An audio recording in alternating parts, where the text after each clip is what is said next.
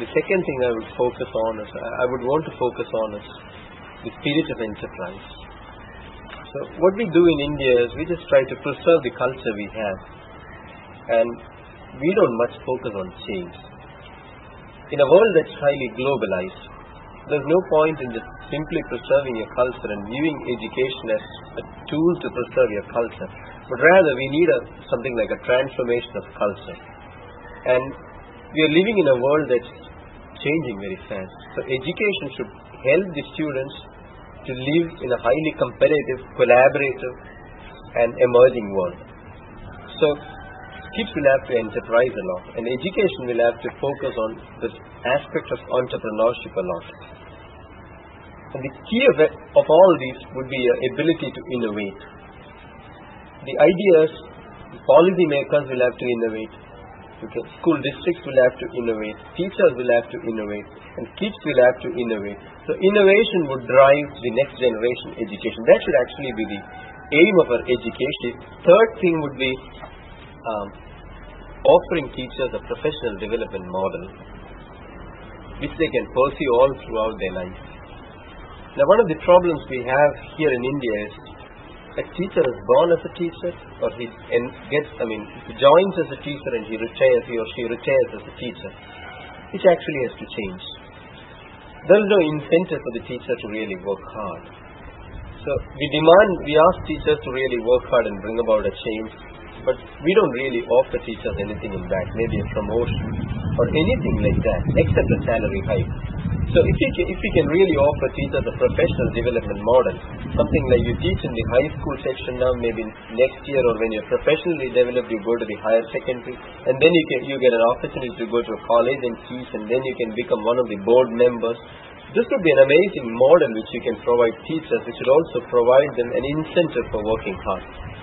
So that would be my next focus, providing an incentive for hard work. And only if you have really only if you have teachers who really work hard, can education go forward, can innovation and enterprise come into teaching. So that would be my third important aspect. And fourth thing, of course, would be technology. Technology has really become cheaper nowadays, only that we don't use it much. Every classroom has to be technologically advanced, which, as I told earlier, is not much costly. I would say that technology is the fourth focus of attention. So these four things I really want to change in India. I think if we can concentrate more on these four aspects, more investment coming in, 2, innovation and enterprise, 3, teacher professional development, and 4, technology, our education system will be one of the best in the world. You know the status that is given by the school to the students here. And how does an American school treat its own students? Yes. It's culturally different. It all is rooted in the culture. In this sense, American schools treat students as individuals, just like an American society treats an individual. So it's rooted in their US culture. A student is essentially an individual, and he comes to the school for socializing, to meet his friends, to mingle with them, to go out with them, partying. All these things, are planned or taking place inside the school, and they just accept that. But the primary difference is, at the very same time, the society also demands a lot. Public schools are fully government funded.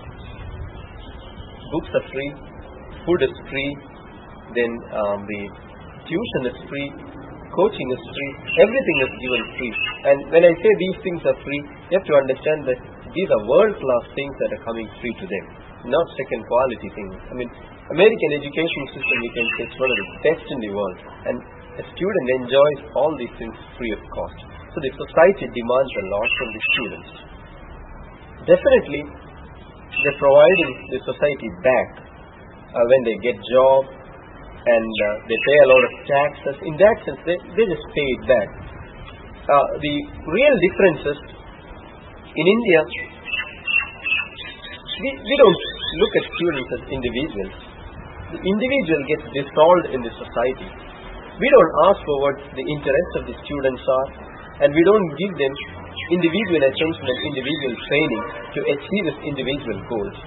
Society has set goals for the students or the community of students, and teachers view students as a batch of 50, not as an individual person. That's one of the key differences. And we can also think of this in terms of parents. Now, in India, parents play a vital role in terms of a student's education. But I don't find this happening in US. Parents are not, asked to come to school very often. Parents will be involved in their work, and school takes it as their own responsibility to mold the student and give the student an individual training. In India, it's actually parents, teachers, and society and the school working together. While in US, high individualism is practiced. A student's business is his own business. Of course, in certain occasions, all these factors come together, they work together. But the way it's practiced in India is much different from the way it's practiced in US. You are back from a teacher development program, and was it helpful to apply in your class and introduce new things to your class? Akhil, the program was highly customized. Though it took place in US, they really understood the needs of the developing nations, and the program was highly customized on this. Now, they actually taught us a lot about child psychology, student motivation, theories of teacher expectation, a lot of theories which are really applicable. And children are almost same everywhere, be it in US, in India, Africa, wherever. Children are almost same. The way they think is almost the same. So I think all these programs, the theories I have learned, the experience I've had in US, it's so wonderful, and I'm able to apply a lot of things here in the classroom. One of the greatest changes I've had is my ability to look at students as an individual. Earlier on, I used to think of it as a whole class, and now I can think of each student as an individual student, think of him as having unique potentials, and work one-on-one with the student